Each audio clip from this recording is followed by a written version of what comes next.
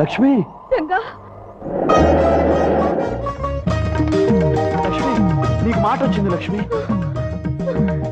నాకు మాట వచ్చింది. నేను మాట్లాడగలుగుతున్నాను రంగా. నా ఆశ నెరవేరింది లక్ష్మి.